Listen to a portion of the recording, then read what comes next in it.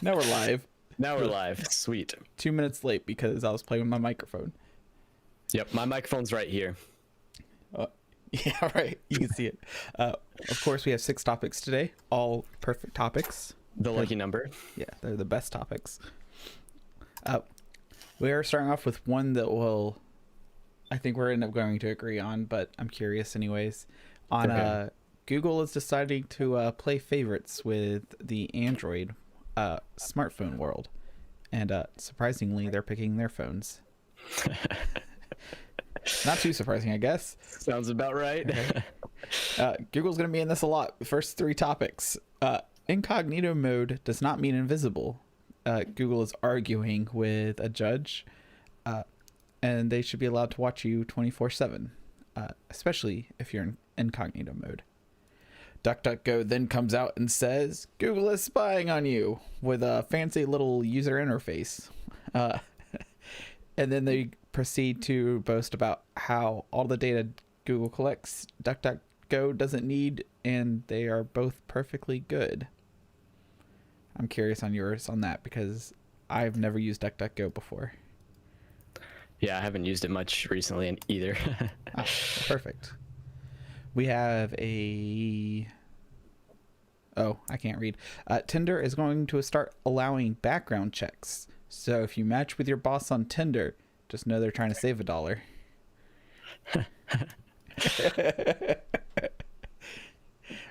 And then Cricut is changing their software terms of service to use their vinyl cutting hardware. So I hope you didn't buy a Cricut to make things. And we have the weirdest application of VR that that Jmart's ever seen. That's probably going to be the weirdest thing I've ever seen too, but I really don't look up VR news that often. Yeah, it's super specific and just something I never thought about, but it kind of makes sense. From the URL, I haven't clicked on it. I'm like, yeah, I probably won't click on that. Well, welcome back. Let's go off to the first topic. Should I hit the start streaming button? You know, it's optional. It's optional, he says. So we've talked before about how Google Photos is going to start limiting everybody to, what is it, like 15 gigabytes of storage? Yes. But it turns out that they're going to allow Pixel owners to keep unlimited storage in Google Photos even after June. So it used to be, I don't know about like all of Google's services, but for Photos at least, you were able to save all of your HD but not full size photos to Google Photos, and you had unlimited photos. But recently that was changed. So how do you feel about this? Okay. So I feel like that this is going in the same... Google is moving towards the Apple walled garden ecosystem. Mm-hmm. Where because I don't know for a fact, but I would believe that the Pixel subsidiary and the Google Photos subsidiary are 2 like separate branches. Like I would assume that they both had like their own mini CEO. I don't know how any of this works. They have, and so it's almost like 2 whole separate things are shaking hands saying like, yeah, we're gonna do this, which I might be wrong on the terms here, but that's like monopoly, right? Where you're like, I'm not going to give you unlimited storage, but I'm going to give my stuff unlimited. It's a non-competitive market, right? Something like that, I would think. Kind of, but I don't think it's quite a monopoly because there are other phone makers. Yeah, and there are other, online storage tools. Okay, but if I was a phone photographer, I would try to say that was serious. I can't looking into a Lumix G7 camera. If I was a phone photographer, this would be like a really big reason to get the Pixel phone. It did not have to worry about backups for my pictures, but I don't know. I will probably end up going with a cheaper phone and cheaper phone and cheaper phone. Yes, being someone who... Right. I doesn't really like this phone isn't still. isn't a phone photographer.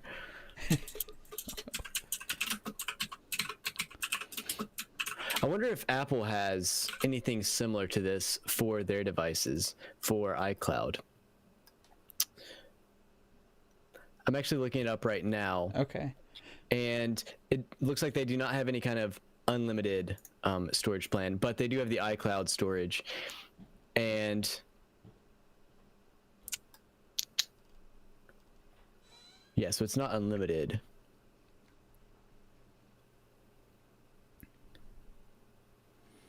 Okay. And honestly, I can't even find the pricing anywhere. Oh, here we go. So do you pay for Google Pictures? Okay. No. But I know several people that pay for Google Drive, whatever that's called at this point in time. I don't. I use those 15 gigs wisely. I think I use a whole 8 gigs out of it. And I don't know. I feel like that this is a push towards Google creating and capturing their own like micro ecosystem to just slowly push out, you know, the Motorola and the. Yeah, but at the same time, I don't think they're going to try and fully push them out because they still want the money from people who do pay for, you know, Google Drive or Google Photos or whatever it is. But yeah, definitely trying to take better advantage of monetizing those things for sure. Yeah. And I did find pricing on iCloud. It looks like it's 99 cents for 50 gigabytes, Okay. $2.99 for 200 gigabytes, and then $9.99 a month. I assume that's a month for 2 terabytes on iCloud.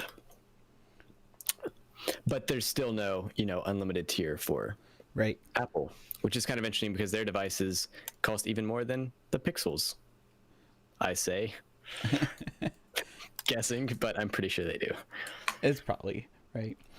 So one of the curious ideas would be, do you think in the future, at some point, Google's going to own enough services that they're going to be giving away their phone for free because they're going to own the network? So you're going to sign up for your Google Fi phone network plan. And then you're going to sign up for the Google Cloud Photo Storage and the Google Drive and the Gmails. You have paid Gmail eventually. I mean, it's already an option.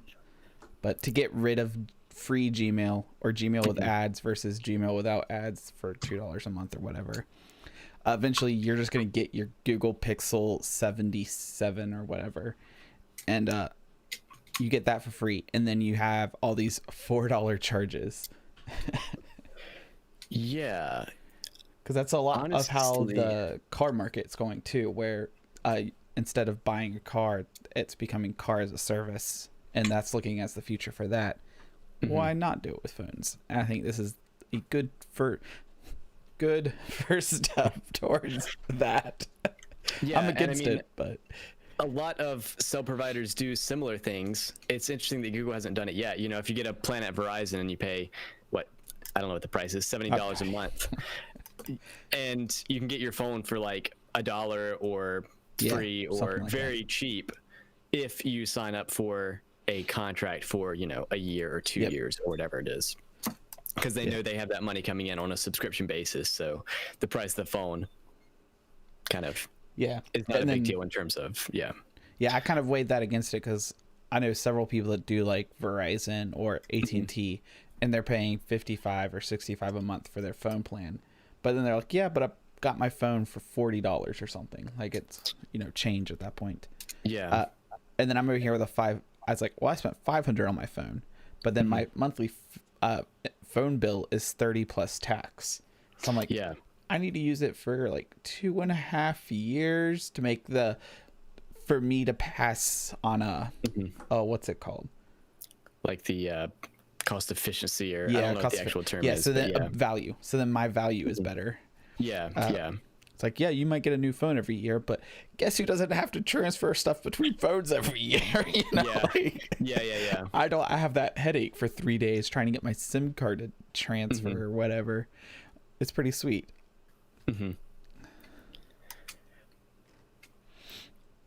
Yeah, like I think Google has maybe a $50 discount or something on their phones if you buy them with Google Fi. but it's not, super significant. Okay. It's almost just like your first month of Google 5 free at that point. Yeah, exactly. You know what else is free? Your browsing Chrome. data. Yeah, so this is a lawsuit filed specifically by 3 people, but it is a class action lawsuit that could include anyone who has had data collected while they're using incognito mode in Chrome or even in other browsers. So it's a lot of people that it could affect. It's probably almost all the Chrome users. Yes. But I saw this in... Go ahead. Oh, Go ahead. I saw this and I was interested. I was like... Me too. That's not the point of incognito mode. For my super It's limited understanding and experience of incognito mode is that it doesn't show up in your history and your passwords don't autofill. Yes. So incognito mode, and actually there was a screenshot that I saw somewhere. It must have been a different article, but when you go into incognito mode, it says that I'm pulling it up now, actually. It says Chrome. It doesn't say Google, but it says Chrome will not store your browsing history, cookies, something else. But other websites may still be able to track you. But it doesn't say that Google doesn't track you when you go into incognito mode. But yeah, like you said, sometimes, and it also prevents caching of web pages. So sometimes for me, like being a web developer, I'll pop into incognito mode and reload a certain web page as a different user or something so that I don't have those cookies from my previous browsing history, so that everything's fresh. But yeah, that's what incognito is for. It doesn't, any browsing that you do on incognito mode still goes over your local network, over your Wi-Fi, over your router. So if you have something like we've talked about your Raspberry Pi, which tracks certain, it tracks web traffic on your network, and you can actually enable a feature where it will track all the websites that are visited. It would still track that for incognito mode. Correct, yeah. Because it doesn't... Yeah, that's not the purpose of incognito mode. And so I just took a screenshot and put it on the screen that we're sharing. Okay. So it says Chrome won't save the following information: browsing history, cookies and site data, information entered into forms, and activity might be visible to websites you visit, employer or school, and or your internet service provider. Yes. It doesn't say Google won't track you. It doesn't say Google won't collect your information. It says Chrome won't store that data. But I can understand how some people would be kind of angry, but I have a hard time sympathizing for them. The way that they're arguing that Google is tracking them, and I mean, Google definitely is tracking them, even if it's not Chrome, but Google is tracking them through things like their ad service. So if you go onto a website, say you go onto theverge.com, not sponsored, and you look at some news articles that they have, and they have Google ads on their page. Yep. Guess what? Your browser has to send a request to Google's service so it can get those ads and display them to you. And so when you do that, Google gets your IP. It can get information about your browser, which can be important in some instances, like are you using a mobile phone or a desktop, because it determines, the ads that are shown to you. And touchscreen. It does track touchscreen now, I think. Okay. And that could make sense too in terms of like determining, the ads that are shown to you. And then other things like Google Analytics, which is used by a lot of websites to track how many different visitors a site has over a certain time period. So you can see what's your most popular articles, or how long do visitors stay looking at this article? Do they just click on it and then leave, or do they click on it and read the whole thing? So these are ways that Google is tracking you, but they're implemented by that third-party website. It's not like Chrome is tracking you in this instance. And like, this lawsuit even mentions other browsers do the same thing. If you're using Firefox, DuckDuckGo or Firefox, unless they have, ads blocked in some way, in which case you might not be making those requests to Google. But Yeah, so I mean, they're definitely tracking you. I don't think that this is the way to go after Google if you're trying to go It's after not gonna Google. work. Incognito mode. I think what you said earlier about like the monopoly. Yeah. If you're gonna go after Google, that's where you need to focus. In the non-competitive market. And the non-competitive market, yeah. One of the interesting parts on this, you kind of got off on the sidetrack with me. Yeah. Is ads blocked with my Raspberry Pi. So I pulled it up this week and I added some domains to the block list to help block more ads. It actually have it pulled up here, and I think it's good to share. It only has my private IP. It doesn't have like the public, so I think it's fine. Yeah, there it is. So we used to only be blocking 60,000 different domains, and I've bumped it up to 264,000. And we're now blocking 45% of all my inquiries. Yeah, wow. Right. That is a wild number, in my opinion. Like, that's ridiculous. And then you can see like when we're actually using our computers. It's like, hey, guess what time I wake up? Look what time I go to bed. Like you can see how my life works with this graph.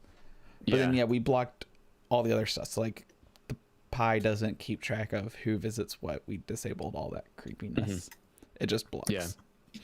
But yeah, it was kind of interesting to see like, wow, I bumped up from like 23% to 45%. That's wild. But then like if you look at the Bloomberg webpage, like there's no top banner ad, there's no side ads. Like it really strips down on my ads. So if you do want to hide your IP address from Google, you're going to want to get something like a VPN, which that's not free. Your traffic, that's not free. That routes your traffic through another computer. So like, say I have a VPN set up at Nephew Tech's like house or place of business. Yep. Then when I make that web request, it sends it to his computer, and then his computer sends it to, the actual website, and then his computer sends a request to Google Ads to get the ads. So it appears as his IP address rather than my IP address. But it's still going to need information about my machine, like is it a desktop, is it a mobile device, is it touchscreen, maybe even sizing about like how big my view is on the screen. But yeah, I don't think this is the way to go after. No, I don't. And then when I saw this article right below it on Google News, funny enough, right? DuckDuckGo decided to shoot its shot at Google, and I thought it was pretty funny. Let me load this here. So DuckDuckGo puts a little tweet here, and it shows a very friendly user format. It's quite nice. DuckDuckGo is very nice in that regard. Let's see. We're gonna pull up the tweet. So after months of stalling, Google finally revealed how much personal data they collect in Chrome and Google app. No wonder they wanted to hide it. Spying on users has nothing to do with building a great web browser or search engine. We should know. In parentheses, our app is both. And then, so the picture, oh Lord, open image in your tab. Super tiny. Yeah, it is pretty small. So they show on the first bar, it says DuckDuckGo privacy browser, data linked to you, and there's nothing under it. And then in the second box here, it says Google Chrome data linked to you. And then it has 3 sections: analytics, product personalization, and app functionality.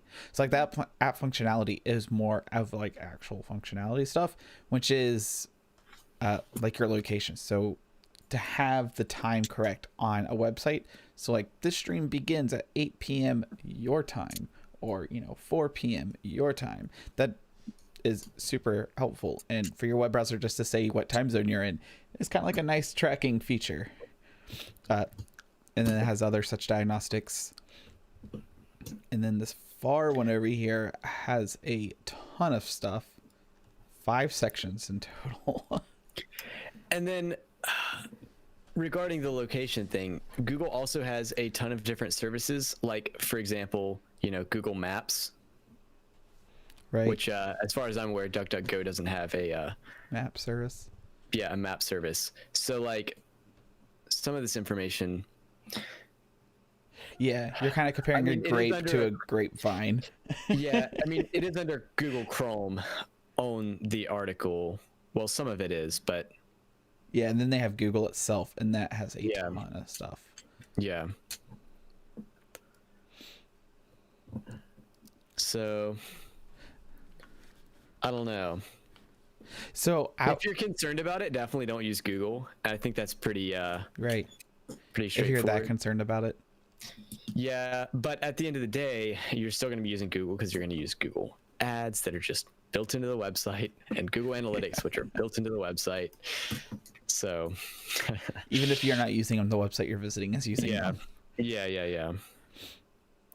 So one of the interesting things is that I've been working on the motorcycle carburetor a lot the last couple days, and it's gotten to the point now where I can just type in the year and it auto puts in the year, the model, and the word carburetor in there for me, and that's like super useful.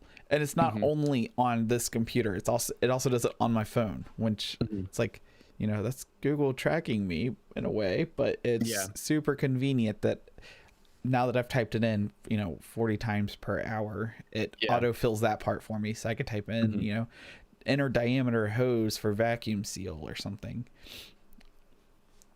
And so, like, even though it is tracking, and tracking is bad is the motto most people go with, it's not bad. It's just convenient. Very convenient. I don't know. I saw this and I thought it was kind of funny that DuckDuckGo was just on their game in the moment. Yeah.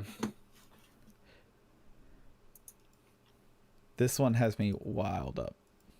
Speaking of on their game at the moment. Your Tinder date. Oh. No, this video. This video. He assumes we're halfway at 22 minutes. That means it's a short week. It probably is. There we go. We're back. Sponsored by Nephew Tech and jmartmedia.com. Could have been nephew.tech.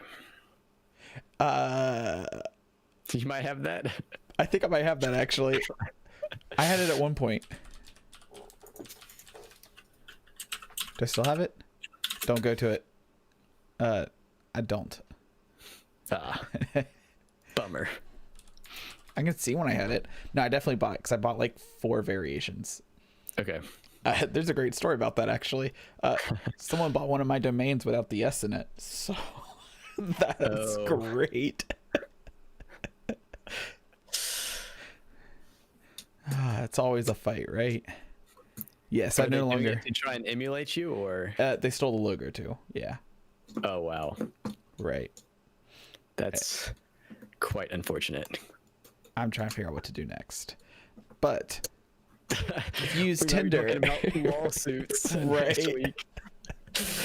Google autofill it out for me. Yeah. Yeah, it's a mess. We're not talking about it though. Back to the news. Yeah. Tinder will soon let you run a background check on a potential date. So this is kind of different. I wonder if it'll also let you run a credit check on them. I don't think so. Okay, so one of the first things before I start talking on my butt, they're using something called like Verbo or something like Garbo. that. Garbo. G-A-R-B-O. Yeah. Okay, Which is do you know what the that name is? of a service. No, it's I actually looked it up earlier today, as in 5 minutes before the stream, and it is a background check service. It seems to be pretty new, but it's aimed specifically at preventing, it said, like gender-based attacks or gender-based violence. And it might have mentioned a few other things. Let me see if I can go back. I can pull up their website, garbo.io. Accountability. Garbo is a new kind of background check designed to help proactively prevent gender-based violence in the digital age. So it's aimed at dating services like this. And I think that Match put a big investment into them, which, you know, Tinder is owned by Match, as are, you know, a few different of those like dating services. Can we look up me in real time? Is there a possibility? Is that a thing? I don't think it's been implemented yet. Okay. And probably somewhere in this article it actually mentions how, so in the last paragraph it says Garbo's tool isn't live yet. This is the last paragraph on the article. So we can't test its accuracy. But it could upend how anonymous people feel on a dating app, particularly on Tinder. So I actually have not used Tinder, but from screenshots that I've seen from other people, it seems like usually it says the first name and the age, but it doesn't have a last name on it. So the way that this background check thing works is you need either the person's last name or their phone number, which generally I would think that if you're about to go on the date with them, you would have their phone number and their first name from Tinder. Oh, okay. So it's not built into Tinder. It might be, but you also need that other information. You know, it might be like there's a form on Tinder where you can fill it out and check. I'm not sure. So is this the first, we're air quoting on first there, step to the social credit score? No, definitely not. I don't think so. I think that there are probably other things that are the first step, like credit score, maybe. Okay. Well, I guess that's not really social credit, but background checks have been around for a long time. Right. This is just making it more accessible, I guess, and also able to run without their permission, which is a big difference from the way that background checks are normally done. However, it seems to me that if you go up to the second paragraph, like the third sentence in, it says, Garbo says it collects public records and reports of violence or abuse, including arrests, convictions, restraining orders, harassments, and other violent crimes. So it seems like it's compiling information from a lot of different sources. Okay. And not using any kind of private information, which I don't know how background checks normally work. Like if you go to the county or I don't know where where a background check actually gets run from, but like say you're going for a new job, which I recently did get a new job and had to get a background check, and I had to approve that background check and get my social security number. Right. But I'm not sure what kind of like more specific private information that background check returned as opposed to like public record stuff.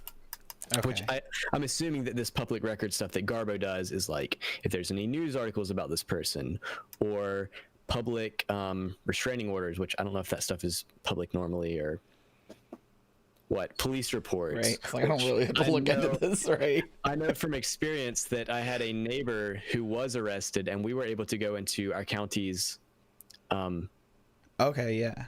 And like sheriff's website. Like, yeah, exactly. And find him and find his picture and find reports of the crimes that he had committed. So I'm assuming that this tool Garbo will do something similar to that with like publicly available information. So okay. Go ahead. I was a little more on the worried side that this would be more of like a rating system. So there was a way that like, oh, you know, this person has been looked up 20 times in the past year. So there's something wrong with this person. And then, you know, Garbo would like take down versus if, well, maybe if you were looked a lot of times, then maybe you're going out a lot of times. And that's a good thing. You know, it's like it could be swayed either way. But if it's just based off, you know, legal facts. You have to run it yourself. Okay. Yeah, like when you match with someone or whatever. But it's not even been released yet, so. Yeah, when I first saw it, I was like, full on background checks. Yeah. I guess one other somewhat concerning thing is that on Garbo's website, it says, we accept your evidence. One of Garbo's data sources is you. Anyone will be able to submit their evidence. So oh no, it would be possible for people to go in, or it could be possible for people to go in and like trash someone's reputation by submitting all this fake evidence. So it depends on how good and proactive Garbo is at filtering out that stuff, because, I mean, That's gonna be a hard thing. it's one of the dangers of crowdsourced data is, yeah, how do you like filter through what's real and what's not?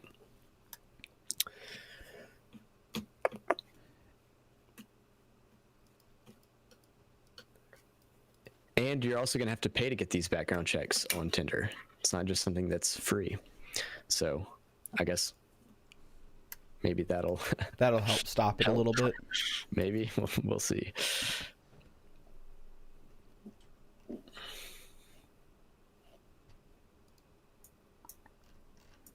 Wow. Fun stuff. The only other thing I would worry about would be if Garbo is going off of their own database where users can submit stuff. That means Garbo also has a database, which could be very bad. Yeah, that is something that someone else mentioned. I don't remember if it was a private person, like in a comment, or if it was actually an article. But yeah, that's a good point. Because then you have I don't know what you call it, third-party entity or something that's now in control of potentially in control of someone's reputation. Yeah, just like another weak point, another area that could be, because like you can go on Google and say delete my data and delete all of you on Google. Are you able to go on Garbo and be like, I no longer want to be part of this, and delete you off Garbo? I highly doubt it. Especially because the people who need it the most are the ones you wouldn't want deleting their stuff. I don't know. So I wonder if Garbo is going to have a way to legally protect themselves from people submitting false reports. So if you had a false report put on you that's like, oh, domestic violence or something not good, that you would turn around and just sue Garbo, be like, that's not true, like, prove it. Yeah, like for slander or whatever the term is. Because I mean, Facebook's dealing with enough of it. Like these different social media companies are dealing with it enough, much less actually collecting. Yeah, if Facebook's not claiming to be like a background check, if you're claiming to be a background check for a potential date, and then you're like, oh, you shouldn't go out with this person because they've 7 people and within a week submitted domestic violence on you. That could really damage a person's reputation. Yeah. On the other hand, if it is true, like that's not the worst. Like, how do you monitor this? It's like all a balance between privacy and safety.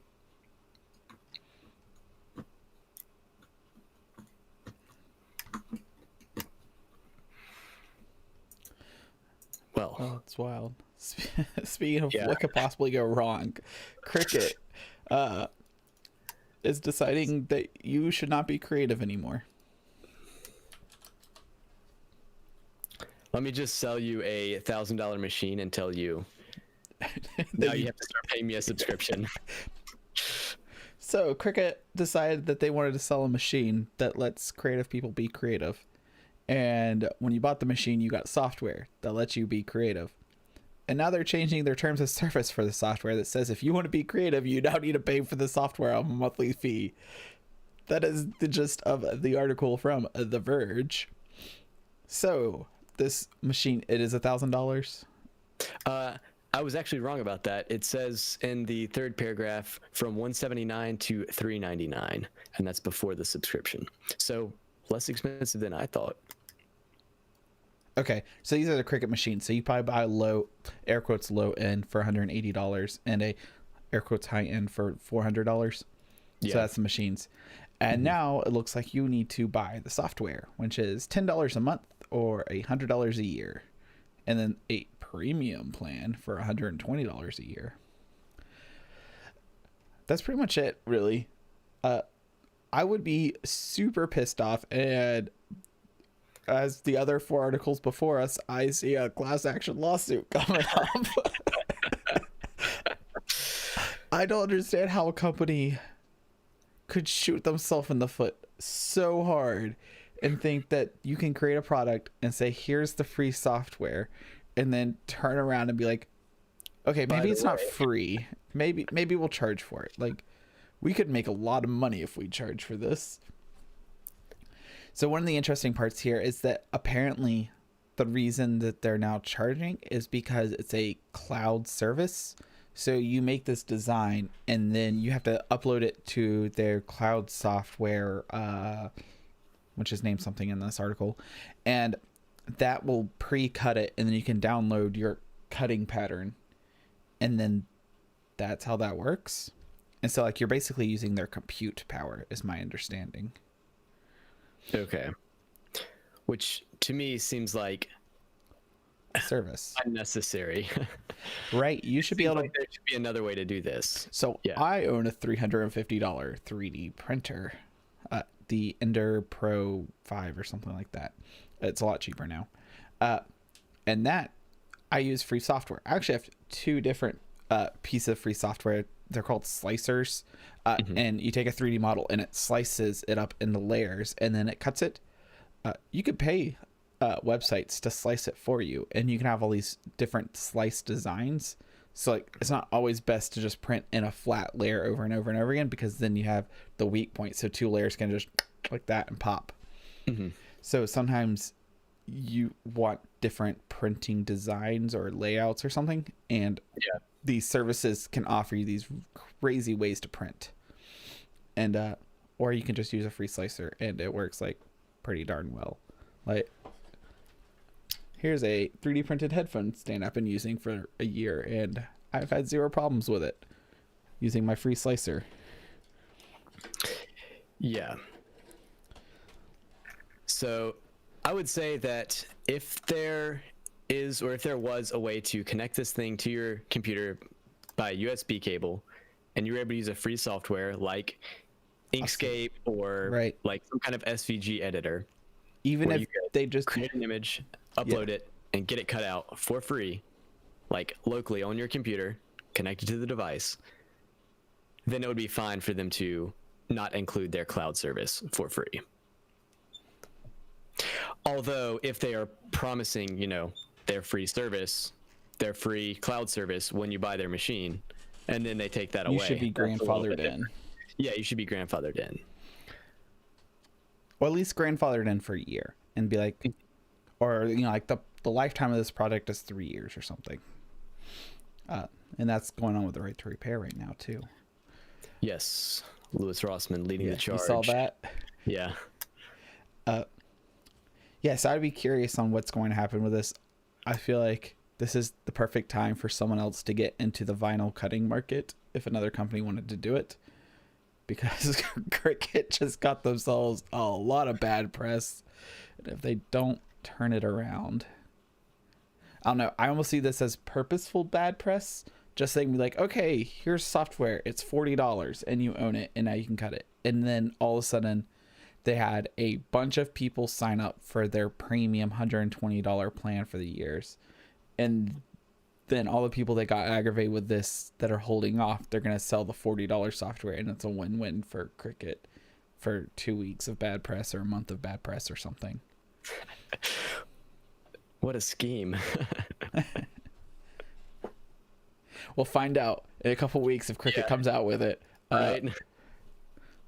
Clearly the CEO of Cricut watches the stream and was like, this man's a genius. He caught us in our tracks.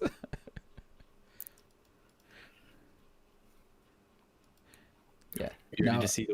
Go ahead. Oh, if this happened to my 3D printer, I would be so pissed. There would be forum posts everywhere. All right, I loaded it up. The top of it's not so bad.